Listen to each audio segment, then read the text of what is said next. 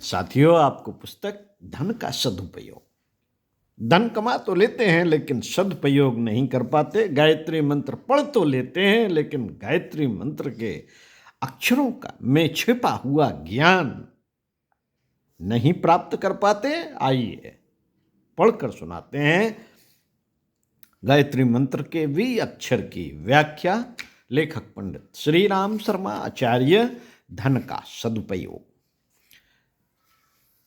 भाइयों और बहनों, गायत्री मंत्र का चौथा अक्षर वी हमको धन के सदुपयोग की शिक्षा देता है। वित्त शक्ता तु कर्तव्य उचिता भाव पूर्तया न तु शक्तिया न या कार्य दर्पोद्यात्य प्रदर्शनम। अर्थात धन उचित अभावों की पूर्ति के लिए है, उसके द्वारा अहंकार तथा अनुचित कार्य नहीं किए जाने चाहिए। धन का उपार्जन केवल इसी दृष्टि से होना चाहिए कि उससे अपने तथा दूसरों के उचित अभावों की पूर्ति हो। शरीर, मन, बुद्धि और आत्मा के विकास के लिए, सांसारिक उत्तरदायित्वों की पूर्ति के लिए धन का उपयोग होना चाहिए और इसलिए उसे कमाना चाहिए। धन कमाने का उचित तरीका वह है जिसमें मनुष्य का पूरा शारीरिक और मानसिक श्रम लगा हो, जिसमें किसी दूसरे के हक का अपहरण न किया गया हो, जिसमें कोई चोरी, छल, प्रपंच, अन्याय, दबाव आदि का प्रयोग न किया गया हो, जिससे समाज और राष्ट्र का कोई अहित न होता हो। ऐसी ही कमाई से उपार्जित ऐसा फलता फूलता है और उससे मनुष्य की सच्ची उन्नति होती है। साथियों, जिस प्रकार धन के उपार्जन में औचित्य का ध्यान रखने की आवश्यकता है, वैसे ही उसे खर्च करने में, उपयोग में भी सावधानी बरतनी चाहिए। अपने तथा अपने परिजनों के आवश्यक विकास के लिए धन का उपयोग करना ही कर्तव्य है। शान शौकत दिखाने वाले, शान शौकत दिखलाने अथवा दुर्व्यसनों की पूर्ति के लिए धन का अपव्यय करना मनुष्य की अवनति, अप्रतिष्ठा और दुर्दशा का कारण होता है। मित्रों, अपनी उचित शारीरिक, मानसिक, आत्मिक और सांसारिक आवश्यकताओं की उपेक्षा करके जो लोग अधिकाधिक धन इकट्ठा करने की तृष्णा में डूबे रहते हैं और सात पुश्त के लिए अमीरी छोड़ जाना चाहते हैं, बड़ी भूल करते हैं। मुफ्त की दौलत मिलने से आगामी संतान आलसी, व्यसनी, अपव्ययी तथा अन्य बुराइयों की शिकार बन सकती है। मुफ्त की दौलत मिलने से आगामी संतान आलसी, व्यसनी, अपव्ययी तथा अन्य बुराइयों की शिकार बन सकती है। जिसने जिस पैसे को पसीना बहाकर नहीं कमाया, वह उसका मूल्यांकन नहीं कर सकता। बच्चों के लिए संपत्ति जोड़कर रख जाने के बजाय उनको सुशिक्षित, स्वस्थ और स्वावलंबी बनाने में खर्च करना अधिक उत्तम है। साथियों, धन की तृष्णा से बचिए।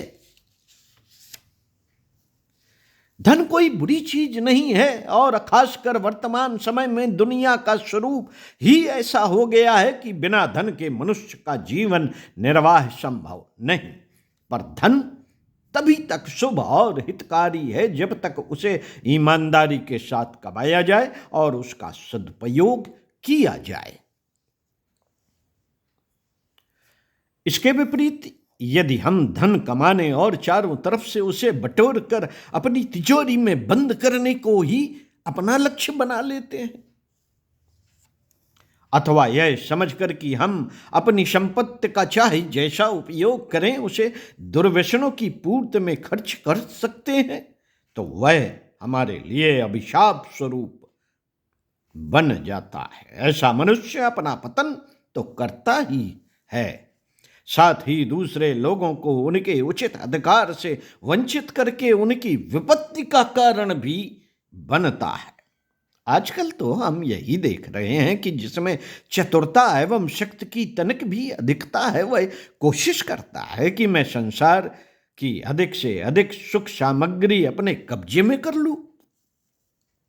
अपनी इस हवस को पूरा करने के लिए वह अपने पड़ोसियों के अधिकारों के ऊपर हमला करता है और उनके हाथ की रोटी मुख के ग्रास छीन कर खुद मालदार बनता है। एक आदमी के मालदार बनने का अर्थ है अनेकों का क्रंदन, अनेकों का शोषण, अनेकों का अपहरण। एक ऊंचा मकान बनाया जाए तो उसके लिए बहुत सी मिट्टी जमा करनी पड़ेगी और जहां तहां से वह मिट्टी उठाई जाएगी, वहां वहां गड्ढा पड़ना निश्चित है। इस संसार में जितने प्राणी हैं उसी हिसाब से वस्तुएं भी परमात्मा उत्पन्न करता है। यदि एक आदमी अपनी आवश्यकता से अधिक वस्तुएं जमा करता है तो इसका अर्थ दूसरों की जरूरी चीजों का अपहरण ही हुआ। गत द्वितीय महायुद्ध में सरकारों ने तथा पूंजीपतियों ने अन्न का अत्यधिक स्टॉक जमा कर लिया। फलस्वरूप दूसरी जगह अन्न की कमी पड़ गई और बंगाल जैसे प्रदेशों में लाखों आदमी भूखे मर गए।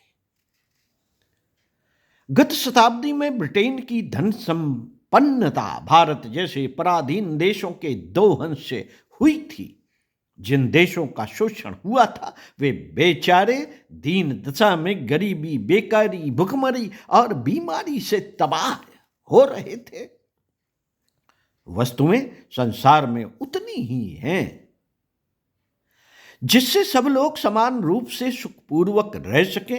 एक व्यक्ति मालदार बनता है तो यह हो नहीं सकता कि उसके कारण अनेकों को गरीब न बनना पड़े।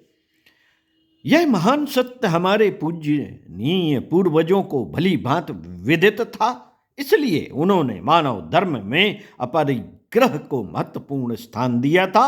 वस्तुओं का कम से कम संग्रह करना यह भारतीय सभ्यता का आदर्श सिद्धांत था। साथियों,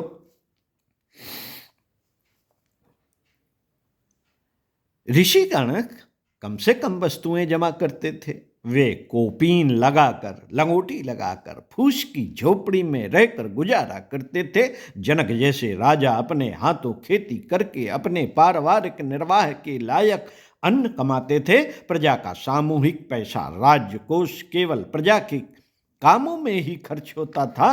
व्यापारी लोग अपने आप को जनता के धन का ट्रस्टी समझते थे और जब आवश्यकता पड़ती थी उस धन को बिना हिचकिचाहट के जनता को सौंप देते थे। भामाशाह ने राणा प्रताप को प्रचुर संपदा दी थी। जनता की थाती को जनता की आवश्यकता के लिए बिना हिचकिचाहट सौंप देने के असंख्यों उदाहरण भारतीय इतिहास के पन्ने पन्ने पर अंकित हैं। आज का दृष्टिकोण दूसरा है। लोग मालदार बनने की धुन में अंधे हो रहे हैं। नीत अनीत का, उचित अनुचित का, धर्म अधर्म का प्रश्न उठाकर ताक पर रख दिया गया है और यह कोशिश हो रही है कि किस प्रकार जल्द से जल्द धनपति बन जाए। धन, अधिक धन, जल्दी धन, धन धन धन, इस रट को लगाता हुआ मनुष्य होश हवास भूल गया है। पागल शेर की तरह धन की खोज में उन्मत्त सा होकर चारों ओर दौड़ रहा है। पाप एक छूत की बीमारी है जो एक दूसरे को लगती और फैलती है। एक को धनी बनने के लिए यह अंधाधुंधी मचाते हुए देखकर और अनेकों की भी वैसी ही इच्छा होती है। अनुचित रीत से धन जमा करने वाले लुटेरों की संख्या बढ़ती है, फिर लुटने वाले और लूटने वालों में संघर्ष होता है। उधर लूटने वालों में प्रतिद्वंदिता का संघर्ष होता है। इस प्रकार 3 मोर्चों पर लड़ाई ठन जाती है। घर घर में, गांव गांव में, जाति में, वर्ग में तनातनी हो रही है। जैसे बने वैसे जल्दी से जल्दी धनी बनने, व्यक्तिगत संपन्नता को प्रधानता देने का एक ही निश्चित परिणाम है कलह। कलह कलह जिसे हम अपने चारों ओर तांडव नृत्य करता हुआ देख रहे हैं। इस गतिविधि को जब तक मनुष्य जाति ना बदलेगी तब तक उसकी कठिनाइयों का अंत न होगा। एक गुत्थी सुलझने न पावेगी तब तक नई गुत्थी पैदा हो जाएगी। एक संघर्ष शांत ना होने पाएगा तब तक नया संघर्ष आरंभ हो जाएगा। न लूटने वाला सुख की नींद सो सकेगा और न लुटने वाला चैन से बैठेगा। एक का धनी बनना अनेकों के मन में ईर्ष्या की, डाह की, जलन की आग लगाना है। यह सत्य शूरशा प्रकाशवान है कि एक का धनी होना अनेकों को गरीब रखना है। इस बुराई को रोकने के लिए साथियों हमारे पूर्वजों ने अपरिग्रह का स्वेच्छा स्वीकृत शासन स्थापित किया था। आज की दुनिया राजसत्ता द्वारा समाजवादी प्रणाली की स्थापना करने जा रही है। वस्तुतः जीवन यापन के लिए एक नियत मात्रा में धन की आवश्यकता है। यदि लूट खसोट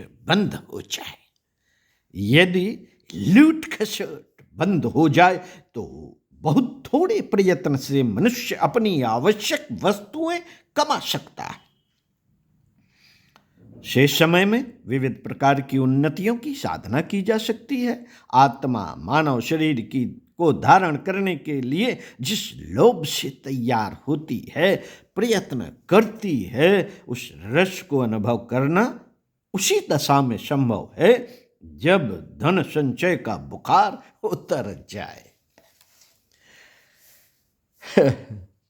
और उस बुखार के साथ साथ जो अन्य अनेकों उपद्रव उठते हैं उनका अंत हो जाए। साथियों, परमात्मा समदर्शी है। वह सबको समान सुविधा देता है।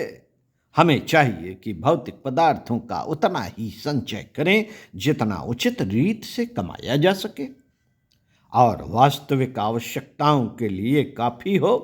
इससे अधिक सामग्री के संचय की तृष्णा न करें, क्योंकि यह तृष्णा ईश्वरीय इच्छा के विपरीत तथा कलह उत्पन्न करने वाली है। साथियों, आपको इसी पुस्तक से अगले वीडियो में पृष्ठ 5 से पढ़कर सुनाएंगे। मित्रों, धन विपत्ति का कारण भी हो सकता है। तो सुनते रहिए कुछ अच्छा और पढ़ते रहिए कुछ अच्छा। स्वाध्याय, सत्संग, चिंतन, मनन का क्रम जीवन का महत्वपूर्ण क्रम है। इसको अपनाए रहिए, सुख शांति आपको प्राप्त होती रहेगी। ओम शांति। अगले वीडियो में मिलते हैं आपसे पुनः। तब तक के लिए प्रणाम।